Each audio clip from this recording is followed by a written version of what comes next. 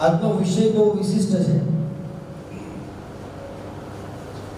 પસંદગીની અદાયગી, શિવ કે શક્તિ.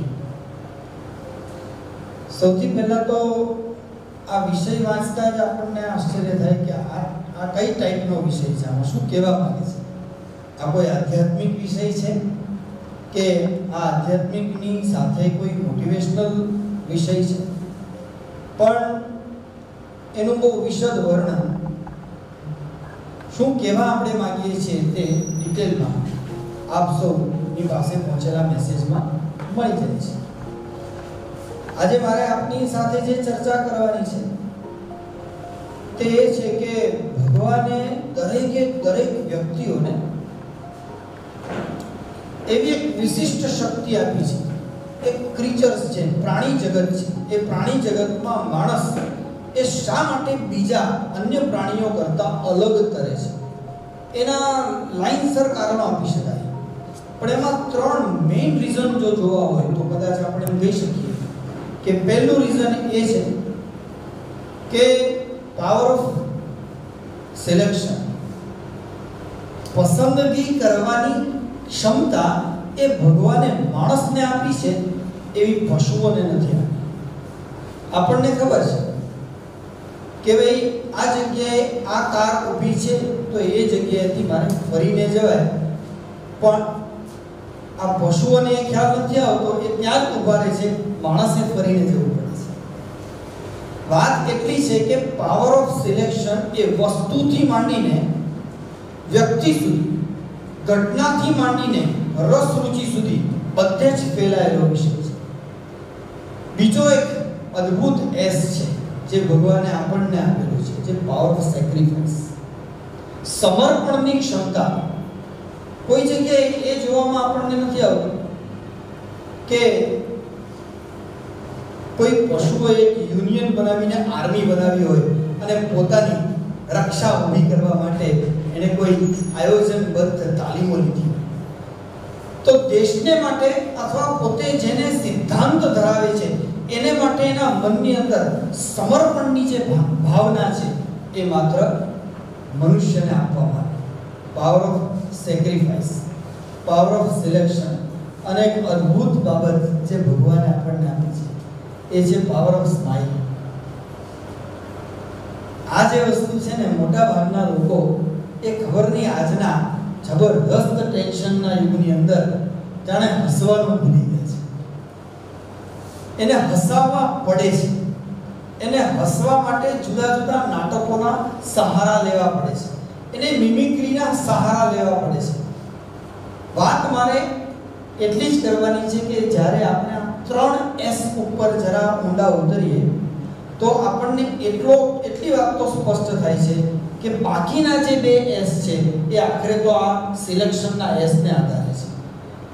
તમે જે સિલેક્ટ કરો છો એના આધારે સમર્પિત થવાની વૃત્તિ જાગે છે, અને તમે જે સિલેક્ટ કરો છો એના આધારે તમારા જીવનમાં ખુશીનો માહોલ ઊભો થાય છે. આખરે નક્કી એ કરવાનું છે કે માણસ કઈ જગ્યાએ કઈ બાબતને કેવી પસંદગીથી એ ઊંડો ઉતરી અને આગળ વધાવે છે અને વધારે છે. હવે જ્યારે પસંદગીની જ વાત આવતી હોય તો સ્વાભાવિક છે કે મોટે ભાગે માણસ શું પસંદ કરે.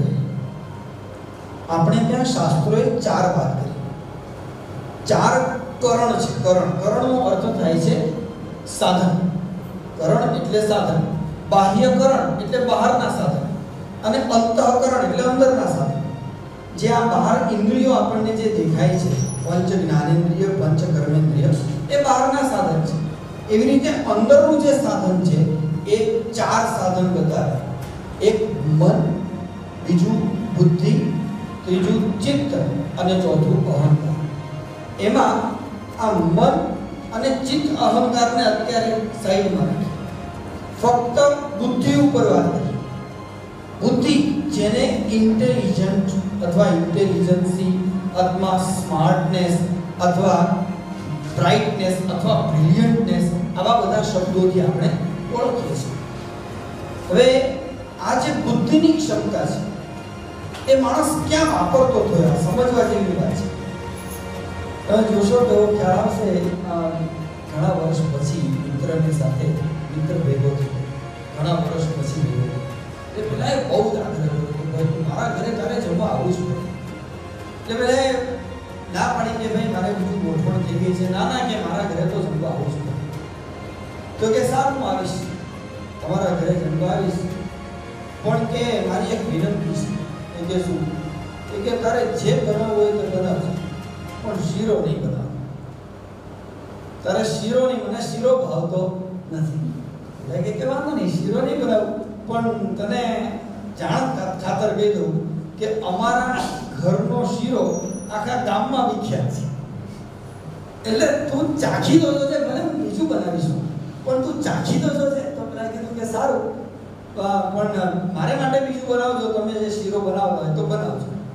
છેવટે પેલા ભાઈનો સમય થયો, એ આવી ગયા, એમણે ગોઠવણ કરી, જમવાનું શરૂ થયું અને શીરો આવ્યો. હવે ભંગત તો મોટી હતી, 10, 15, 20 જણા જમવા બેઠા હતા અને પીરસવાનું શરૂ થયું. તો આમને તો પીરસવાનો હતો જ નહીં શીરો. એટલે પેલા કીધું કે ના ના, થોડો તો શીરો અમારા ઘરનો છે જરા. એટલે પેલા કીધું કે સારું, તો કે લીંબુ જેટલો આપો. કેટલો? લીંબુ જેટલો શીરો આપો. એટલે પેલા લીંબુ જેટલો શીરો મૂક્યો અને પછી ચાલતો હતો. પછી તો જ્યારે જ્યારે શીરો આવે ને ત્યારે ત્યાંથી બાયપાસ થાય. એટલે આને એક વખત જેમ શીરો ખાધો ને, જે આનંદ આવી ગયો ને, જેના મજા આવી ગઈ ને, આમ 72 કોઠા ટાટા થઈ ગયા, ચશ્મા ઠરી ગયા વગેરે શબ્દો આપણે વાપરીશું. તો એનાથી મંગાઈ નહીં, વટનો સવાલ આવી ગયો. છેવટે એને પેલા શીરાવાળાને ઊભો રહ્યો અને કહે કે ભાઈ તમારે ત્યાં લીંબુ આટલા જ થાય છે? એટલે પેલો કે વાત શું છે? કે અમારે ત્યાં છે ને લીંબુ આટલા. એને એમ નથી કીધું કે ભાઈ સીધે સીધું કે ભાઈ આપી દેને, મને ભાવી ગયો છે.